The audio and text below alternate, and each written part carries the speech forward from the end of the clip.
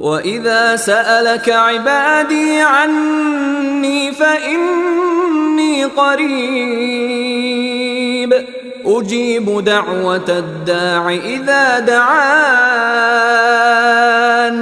فَلْيَسْتَجِيبُوا لِي وَلْيُؤْمِنُوا بِي لَعَلَّهُمْ يَرْشُدُونَ.